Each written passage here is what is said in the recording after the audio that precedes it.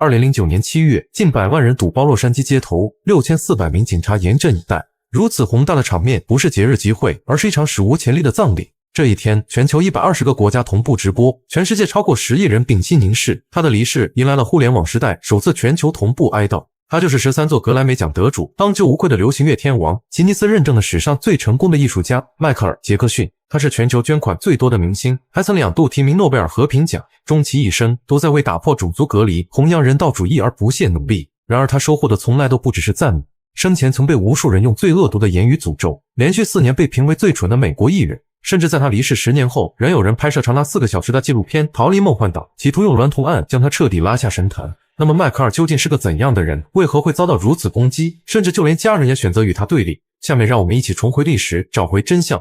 1958年8月，迈克尔出生于美国印第安纳州加里市的一个贫困家庭，家中9个孩子，他是排行第7个。不满周岁时，迈克尔便展现出了惊人的音乐天赋。家中一台老旧洗衣机运转的声响，在他耳中竟化作了天然的节拍，他总会随着这节奏自由地舞动起来。父亲约瑟夫虽是钢厂工人，却对音乐有着超乎寻常的热爱。受到父亲的熏陶，迈克尔5岁那年便与4个哥哥组建了杰克逊5人组乐队。年纪最小的他却挑起主唱大梁，稚嫩的嗓音里藏着令人惊叹的爆发力。然而迈克尔的童年远不如他的歌声那样美好。父亲为了赚钱，将他当成了摇钱树，每天逼他练习唱歌跳舞到深夜，打骂更是家常便饭。这种高压的教育方式导致他与父亲的关系并不亲近，而哥哥们也不喜欢他，因为他是兄弟里最出众的那一个。后来每当提及童年，迈克尔都会哭泣，那是他一生无法挣脱的噩梦。到了1969年，在著名音乐制作人鲍比·泰勒的引荐下，杰克逊5人组签约魔城唱片，首张专辑便卖出了上百万张，而第2首单曲 ABC 更是一举击败当时红得发紫的披头士乐队，强势登顶全美单曲榜冠军宝座。年仅11岁的迈克尔也因此成为流行音乐史上最年轻的冠军歌手。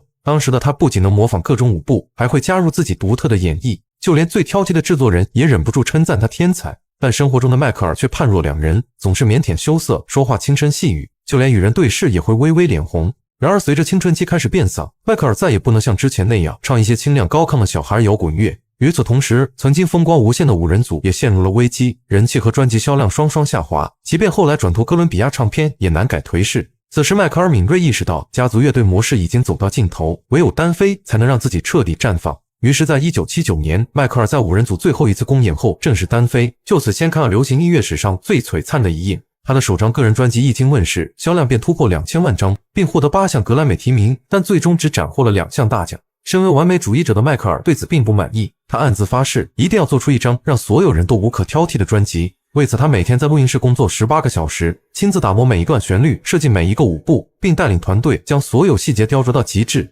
经过3年打磨的专辑战力问世后，让迈克尔直接封神。9首歌曲中有7首跻身单曲榜前10，最终以 1.04 亿张实体销量成为史上最畅销的专辑，创造的纪录至今无人打破。1983年3月，迈克尔在魔城25周年特别演出中首次公开表演月球漫步，以反重力般的错觉向后滑行，瞬间引发全球轰动。此后，他标志性的机械舞卡顿、45度反重力倾斜等独创动作，更是带来了一次又一次的视觉盛宴。而他的演唱会更是场场爆满，票价炒到1万美元仍是一票难求。媒体称他为行走的印钞机，受欢迎程度堪称人类流行文化史上的巅峰。他的布加勒斯特演唱会更是全球最危险的演唱会，能容纳7万人的场馆挤进了 7.2 万人，场外还聚集了50万无法入场的歌迷。开场时，迈克尔跳到舞台上如同雕像一般，在3分钟内一动不动，就让所有歌迷为之疯狂尖叫哭泣。尽管配备了2000人的医疗队，仍有5000人因情绪激动晕倒，23人因心肌梗塞当场离世，平均每3分钟就有10个人被抬出现场，以至于演唱会结束后，迈克尔都要去悼念不幸过世的粉丝。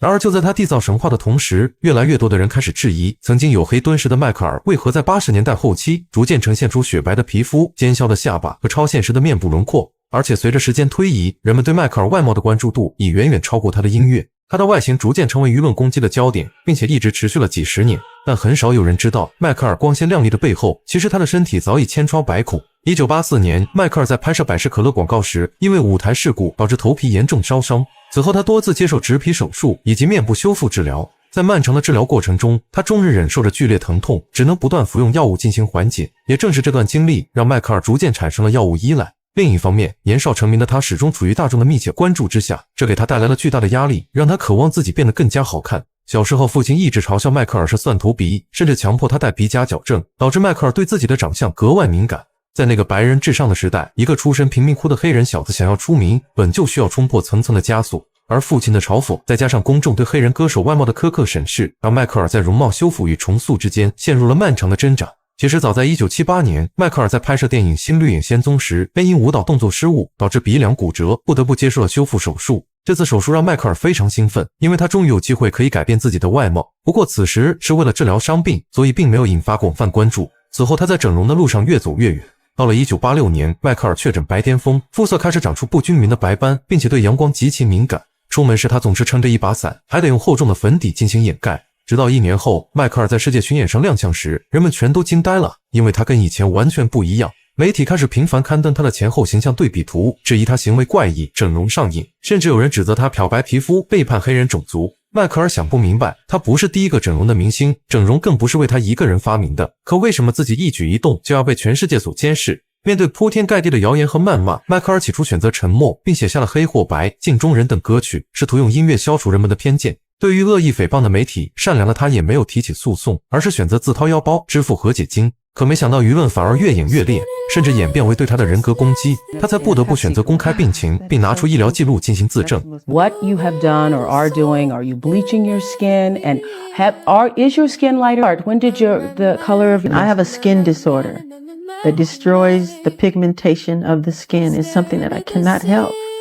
Okay, but when people make up stories that I don't want to be who I am, it hurts me.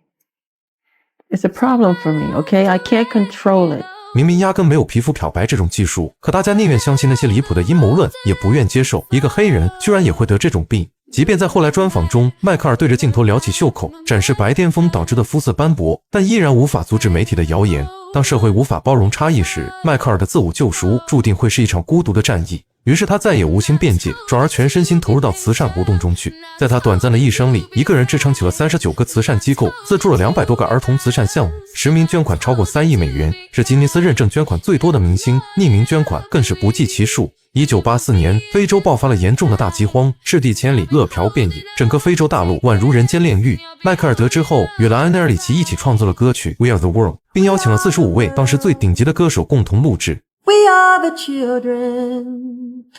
We are the ones who make a brighter day. So let's start giving. 最终为非洲灾区筹款6300万美元。为了铭记迈克尔的贡献，埃塞俄比亚民众甚至将当地的面包称为迈克尔面包。迈克尔非常喜欢孩子，因为自己有个不幸的童年，所以他最大的心愿就是让所有孩子都能健康快乐地长大。每次演唱会结束后，他都会访问当地的儿童医院和孤儿院，亲自陪伴患病儿童。有一次，一个癌症晚期的小女孩想要见他，他立刻放下所有工作，连夜飞到女孩身边，但最终还是晚了一步。迈克尔非常自责，他把自己关在房间哭了一整夜。为了给孩子们打造一个顶级乐园，也为了弥补自己缺失的童年，1987年，迈克尔花费1950万美元，在美国加州圣巴巴拉县买下1600英亩地皮，然后效仿迪士尼乐园，建立了一座大型游乐场，并以他最爱的童话彼得潘将此地命名为梦幻庄园。不仅免费向儿童和粉丝们开放，还贴心地设立了2个无菌室，供那些正在接受化疗、免疫力低的孩子们看电影。然而迈克尔怎么也没想到，这座庄园竟是自己一生不幸的起点。1993年夏天，迈克尔遭到一名13岁男孩乔丹·钱德勒的性侵指控。尽管前后证词并不一致，但警方还是凭着莫须有的供词，对梦幻庄园进行了突击搜查，并盘问了几十名儿童访客，但均遭到了孩子们否认。就连乔丹的母亲也站出来力挺迈克尔。迈克尔为了自证清白，还主动接受了心理评估和测谎检查。然而检察官并未因此放过他，仍强迫他接受了长达25分钟的裸体检查，甚至拍摄下体细节以比对乔丹的描述，对迈克尔造成了极大的羞辱。They served a search warrant on me which allowed them to view and photograph my body, including my penis, my buttocks, my lower torso, and if I failed to cooperate with them, they would introduce that refusal at any trial as an indication of my guilt. It was the most humiliating ordeal of my life.Of this search, the parties involved were still not satisfied and wanted to take even more pictures. It was a nightmare, a horrifying nightmare.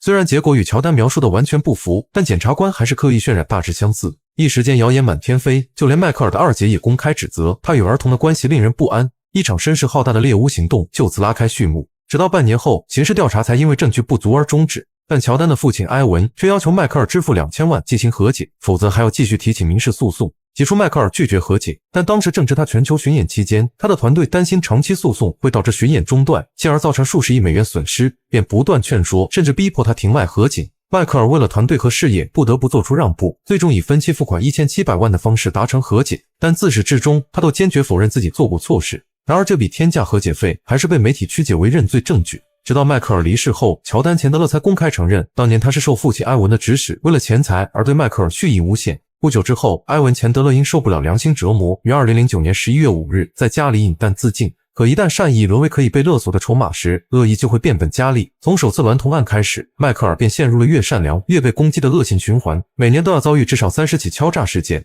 直到第二次娈童案爆发。2003年，迈克尔救助了一位名叫嘉文的癌症男孩，不仅提供了最好的医疗条件，还邀请他到梦幻庄园里做客。没想到现实版的农夫与蛇再度上演。随后，第一次娈童案的检察官汤姆·史奈顿再次现身，并以阴谋罪、猥亵儿童罪等10项罪名对迈克尔发起了指控。警方搜查了梦幻庄园，并在众目睽睽之下用手铐将他带回了警局。但不同的是，这一次迈克尔再也不想妥协了，他要抗争到底，而家人则给了他最坚定的支持。母亲为了声援他，每天都坚持到法庭旁听。由于迈克尔坚持不和解，这起案件持续了2年之久，诉讼费高达2000万。最终陪审团裁定所有指控均不成立，迈克尔被无罪释放。然而当他走出法庭时，本该是胜利的一刻，迈克尔却没有丝毫的喜悦，有的只是无尽的疲惫和困惑。为什么他对别人好，别人却反过来捅他一刀？为什么他持续用善意对待世界，换来的却是精心策划的背叛？迈克尔说过，他宁愿折断手腕，也不会伤害任何一个孩子。可那些人宁愿折断他的翅膀，也要将他抹黑成罪犯和魔鬼，以此来获取他们梦寐以求的东西，或许是巨额的财富，或许是扭曲的满足感，又或许是茶余饭后的谈资。此后迈克尔没有回过梦幻庄园，他再也不想踏足那个伤心之地。但直到去世，他也没有出售庄园，因为就算所有人怀疑他，他也要守护这片曾给无数孩子带来快乐的净土。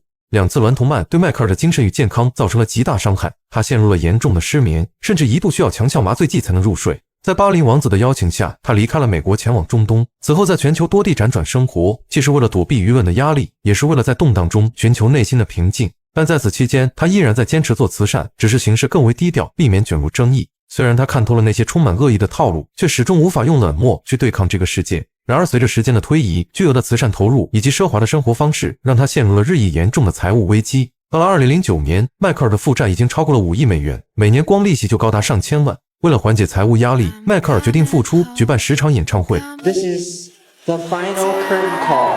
没想到售票当天，10万张门票在45分钟内瞬间售罄。但随后经纪人和主办方的一番操作，又将迈克尔逼入了绝境。他们通过模糊合同细节，借助媒体施压，以及利用粉丝的热爱，逼迫他增加演唱会场次，并多次向迈克尔强调，只有超额完成才能还清债务。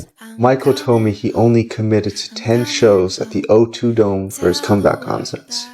When he found out that he was committed to 50 shows, and there was no way of getting out of it, he snapped. He felt like they tricked him.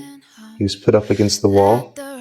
It was thrown on him by his manager, and in his state of mind, he could have said yes to anything. After I heard that he was doing those many shows, I started calling and telling him. Then I heard how they were going to do them every other day, and I told him he couldn't do it that way.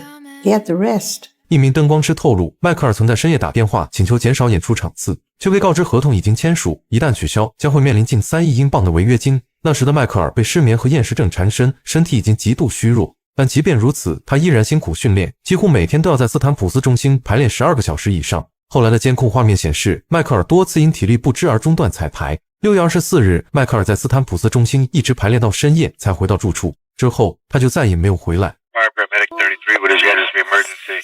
Yes, sir. I need an ambulance as soon as possible, sir. We have a gentleman here that needs help. He's not breathing. Trying to pump him, but he's not. Okay. How old is he? He's 50 years old, sir. 50. Okay. He's unconscious. He's not breathing. Yes, he's not breathing, sir.